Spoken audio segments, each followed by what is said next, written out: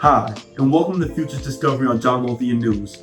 I'm your host, Cortez Draper, and on this program, we'll embark on the fascinating world of futures and learn from top professionals in the field. Today, we're diving into the intricate world of reading your trading statement, a topic that can shape the flow of your futures trading journey.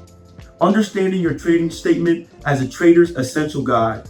In the realm of futures trading, where precision and accuracy reign supreme, the stakes are high, and the details matter. But the question is, what sets apart a successful trader in this arena? It's a keen understanding of their trading statement.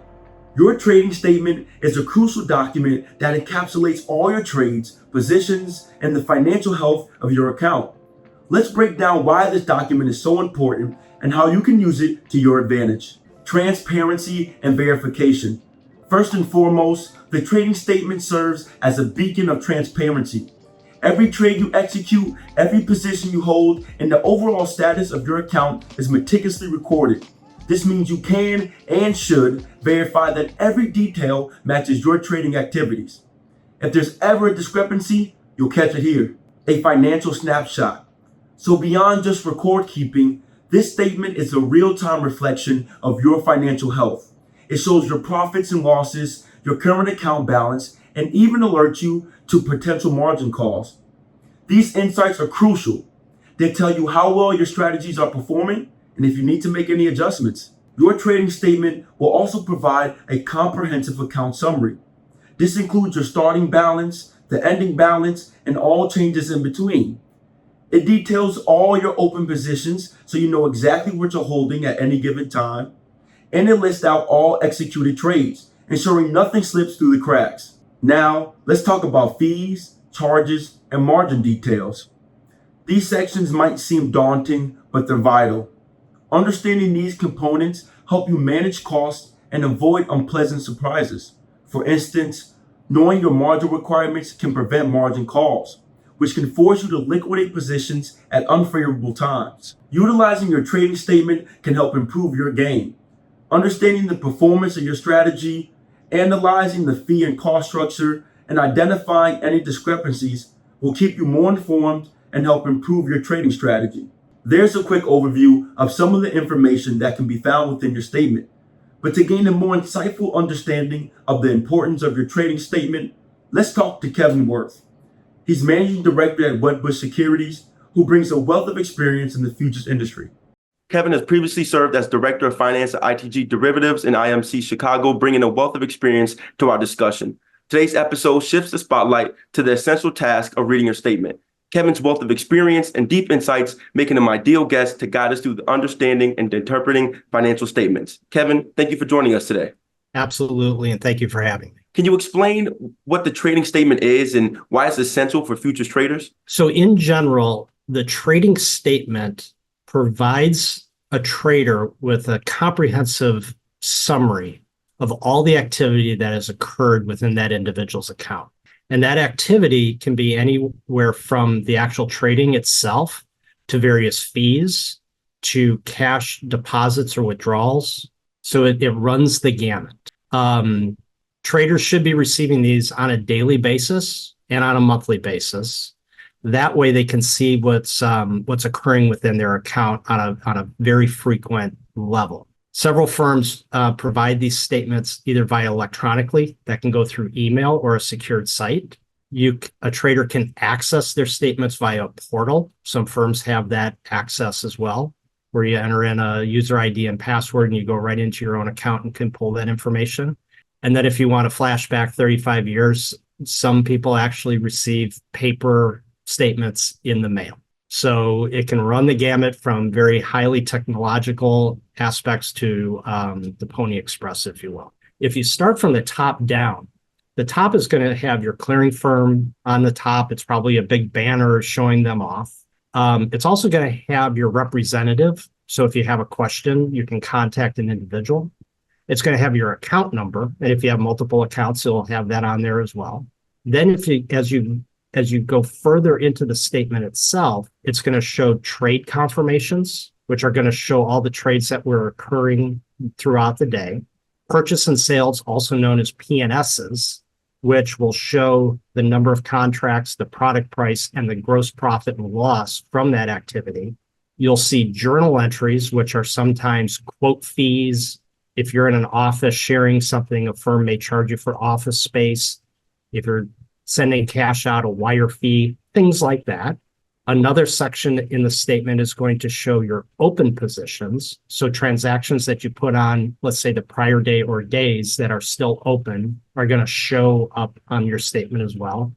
And at the very end, you're going to have a recap on our account summary, which kind of shows just in that, the summary of what you have in your account. What are some key components that traders should focus on in their account summary and the selection for the trading statement? Like, what are the components that most people go to out of those that you just outlined that are essential to understanding their financial health and know what they're looking at? Sure. So from a financial health perspective, go to the very bottom. Okay. So what that's going to show you is a beginning balance. It's going to show your open trade equity. The industry over time has morphed into using various terms to mean the same thing. Gotcha. So beginning balance can also mean ledger balance. Then you go to open trade equity, which is the market value on your open futures positions. That's also known as OTE. You add those two numbers together and you come up with total equity, or TE. That's akin to your quasi cash value in your account. The next couple of lines under there are your long option value. If you are an option trader, you have long option value, you have short option value, which are then added or subtracted from your total equity. So total equity plus long option value minus short option value, also known as LOV or SOV, equals your net liquidating value, also known as net liq, or also known as account value at market. And what's my cash value? Why is my cash value important?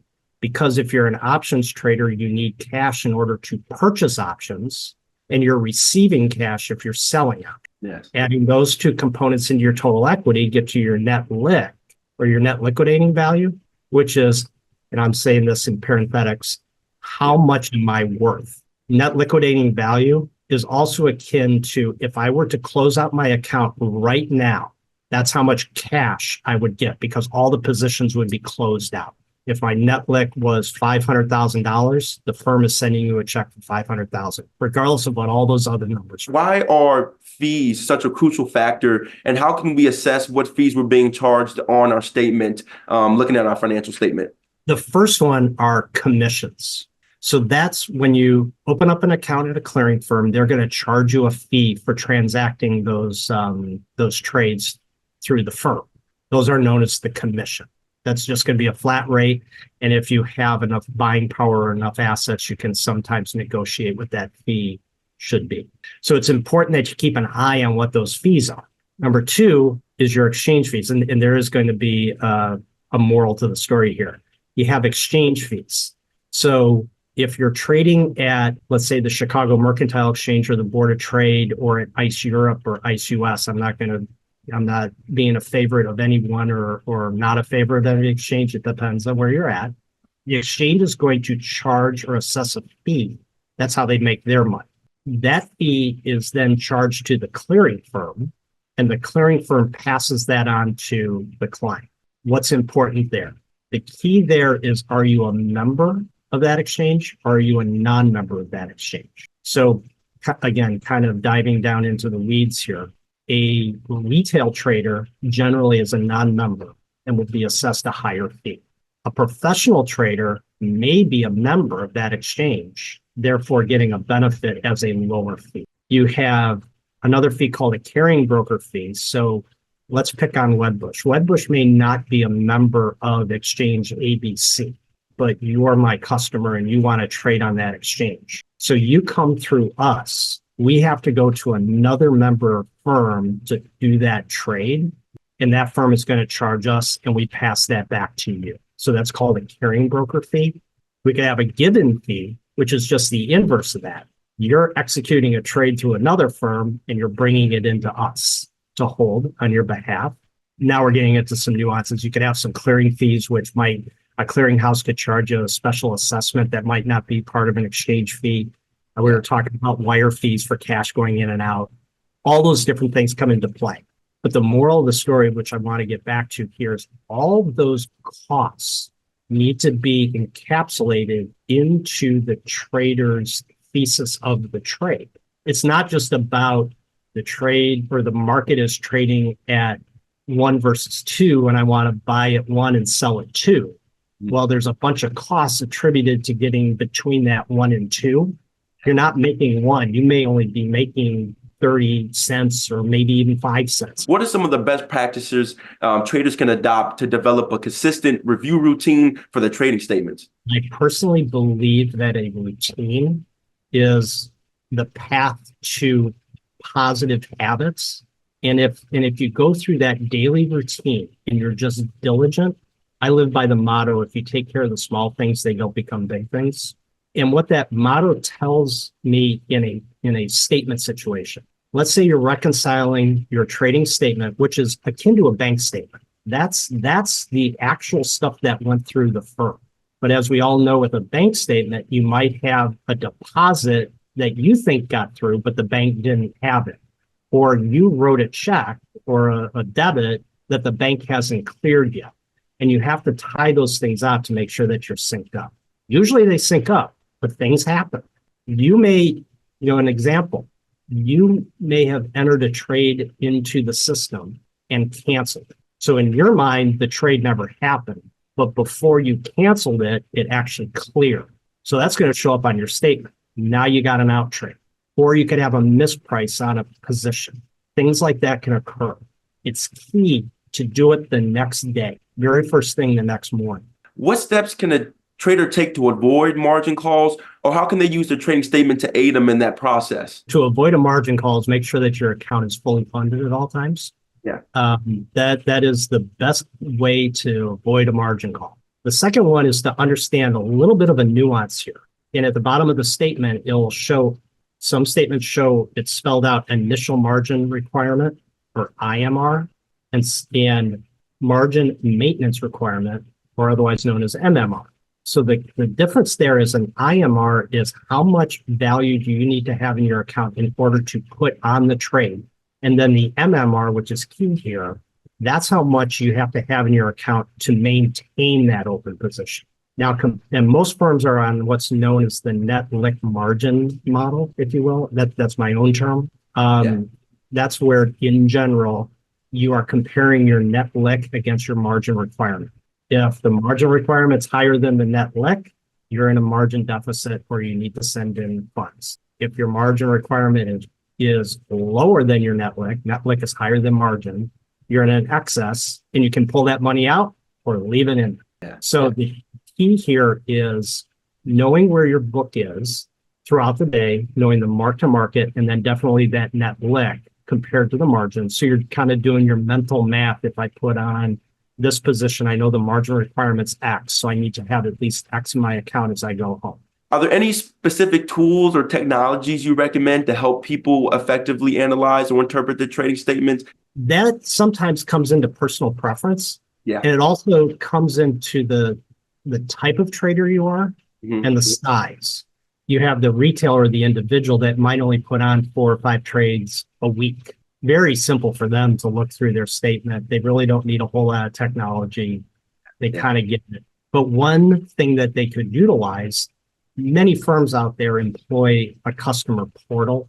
And in that customer portal, it may show the fills or the cancels or how the activity occurred and different things from an electronic version. So they could kind of monitor that throughout the day, which could then tie into the statement.